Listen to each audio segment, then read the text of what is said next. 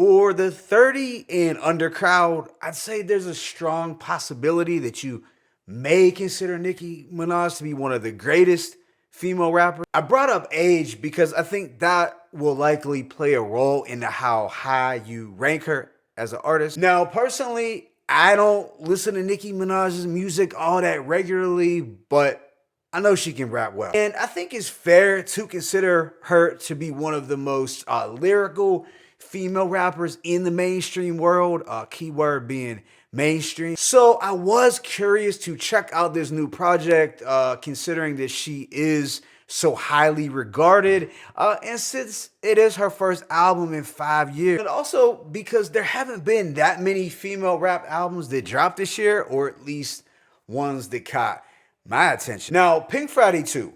It is Nicki's follow-up to her 2010 commercial debut. It contains a whopping 22 songs lasting approximately an hour and 10 minutes, so it is on the lengthy side. But with that being said, let me go ahead and just hit y'all with this track-by-track breakdown. The opening track, Are You Gone Already? It sets this introspective tone right out the gate. There is a Billie Eilish sample that has a softer, sentimental feel, almost like a lullaby effect. Nicki is getting personal on this record, speaking on the death of her dad and how she wishes her son had gotten a chance to meet him. So overall, I'd say this is a solid opener that I really don't have any issues with. Track 2, Barbie Dangerous, is a banger early on that I feel is one of the high points on the project. Here, she is paying homage to Biggie by incorporating some of the double time flow that he used on Notorious Thugs with Bone. She is talking her talk, stating, "These rap bitches like you is my sons." Also, so-called beef with who broke a couple rap dudes' hearts in two, and I think we know who she's referring to there. The next song, FTCU, it has a booming trap instrumental from ATL Jacob that samples from Waka Flocka. Nicki is in her boastful, braggadocious bag here. Altogether, it is a high energy banger that I dug. After this is Beep Beep, another solid track where she is calling out her ops, which I assume most likely just included Lotto. I'm assuming she was going at Lotto many times on this album. Nicki raps, "Is that you talking to me?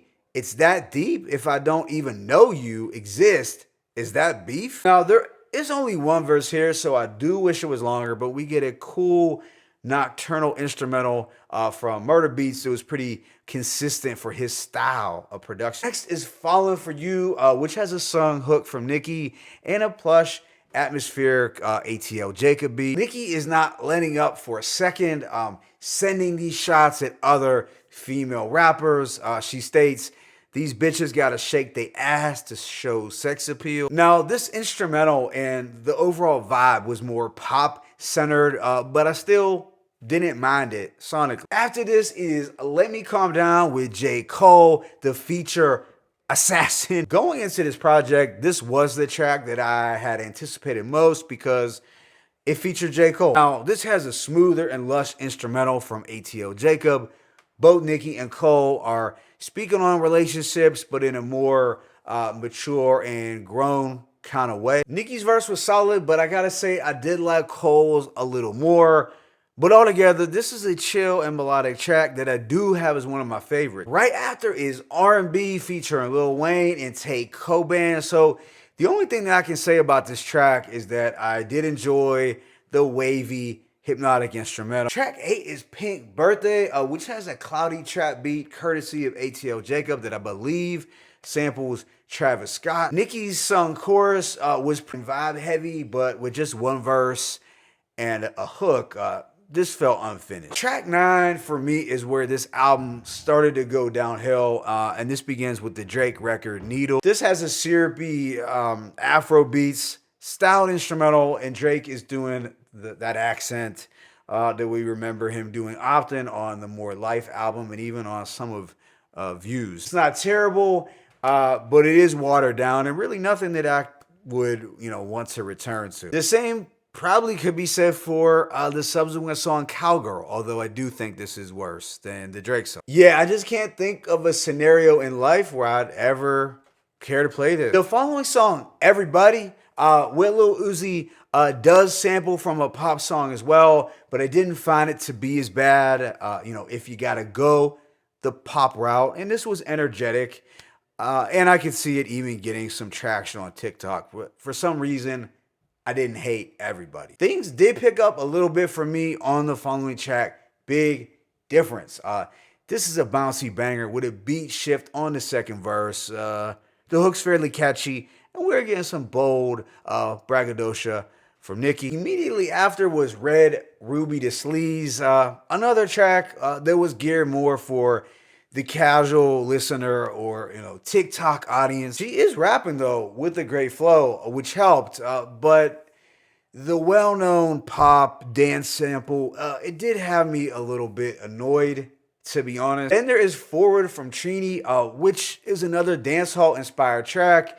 It is high energy, but nothing I'd ever care to replay. The following two records, though, Pink Friday Girls and Super Freaky Girls, both sample from two colossal, well-known pop records. Well, not so much Super Freaky Girl as that samples Rick James, but you get what I'm saying at least. Like, I'm sure these songs will, resonate with girls in their teens or 20s, but this did nothing for my hip hop ears, especially the track Pink Friday Girl. The following track, Bomb Bomb, is a lot better than the four preceding songs. It has a wavy, tropical beat that worked, and Nicki was doing some cool flow change ups. Now, it wasn't as lyrical as some of her other songs, but I did like this one more for her diverse flows and the fun production. Track 18, My Life, has a Blondie sample that wasn't offensive, but again, too poppy. Sure, the rapping was cool, but I can't see myself wanting to spin back the block here. Track 19 is Nicki Hendrix featuring Future. It is a sung ballad, and it's pretty snooze fest worthy. Track 20, though, Blessings, is actually one of the better songs on the second half of this album. It is a gospel-inspired track where Nicki sings about her faith, so as a whole, the vibes are positive, spiritual, and I can't knock it. Second to last song was Last Time I Saw You, and it has a sleek R&B like instrumental that wasn't awful, but I did find the track to be a bit generic and watered down. Then this project wraps up with the emotional record Just the Memories. It was a record that ended this album on the same introspective note that I guess it began with. Nicki does give us some heartfelt and reflective lyrics talking about having to persevere through the challenges in the rap game and all the people who helped her make it. Despite the many skips, I feel that Just the Memories did end this album on a stronger note. So overall, I'm gonna give this project a rating of 2.5 mics.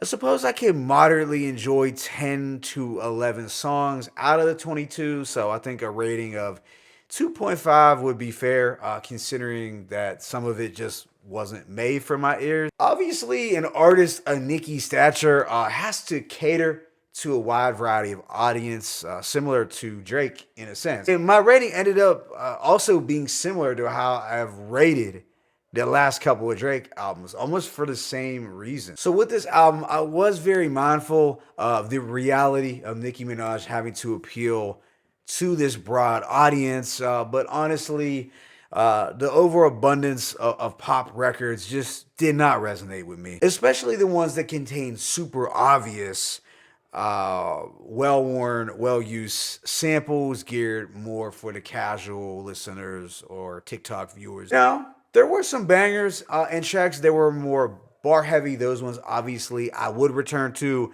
as well as the two introspective songs and the gospel record. At the end of the day, I do think hardcore Nicki Minaj fans will love this album. And I do think there are some good songs, but at 22 tracks, there was a decent amount of filler. No doubt about it. Consequently, it could have benefited from a slimmed down track list. So while this project was better and more of a return to form than Nicki's last album, it's still a mixed bag for me. as a listener who tends to enjoy more traditional hip hop. My favorite tracks include Barbie Dangerous, FTCU, Beep Beep, Let Me Calm Down, Big Difference, Bomb Bomb, Blessings, and just The Memory. But let me know your thoughts on this album in the comment section. It's your boy Mixtape Muff. I'm signing out. But as always, it's peace and blessings. Nicki Minaj, Pink Friday 2, 1.